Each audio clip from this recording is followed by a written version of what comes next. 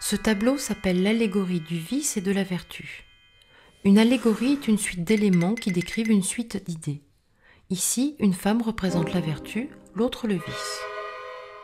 Dans d'autres pays, ce tableau s'est appelé « jeune homme entre le vice et la vertu ». La première chose qui saute aux yeux dans ce tableau, c'est le ciel et son terrible nuage sombre qui évoque le danger. On retrouve à nouveau la signature de Véronèse par la façon de peindre les tissus et les étoffes. Le moiré du rideau, la robe et le corsage du vice, le drapé de la vertu. Tout cela ne peut être peint que par Véronèse. Car au lieu de faire les ombres avec du noir ou des bruns, il les fait avec d'autres couleurs. Et il applique cette règle, la couleur c'est la couleur, mais elle change de ton avec la lumière. Et il est bien le seul à exprimer la lumière par des changements de couleur sur les tissus. Ici, la lumière vient fortement par la droite. L'effet produit par les deux marches d'escalier oriente le regard vers la gauche, et donc l'attrait pour le vice, alors que les deux personnages qui s'en vont partent dans la direction opposée. La vertu a l'air d'emmener l'enfant par la main, mais pas du tout. Elle a deux doigts bénissants, comme l'enfant d'ailleurs, et c'est lui qui tend la main. La femme représentant le vice est lascive, la tenue légèrement négligée. Elle montre son décolleté de manière un peu impudique. Elle est parée de bijoux et de chaussures élégantes. En réalité, elle représente la luxure, la facilité de la beauté et le charme. Pourtant, l'enfant ne la regarde même pas, et il s'en va d'un pas décidé.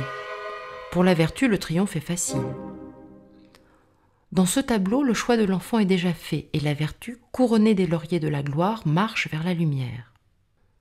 Derrière elle, les rochers représentent le monde naturel avec la végétation, alors que derrière le vice, on voit la représentation du monde fabriqué par les hommes. Encore une opposition pour montrer le bon chemin.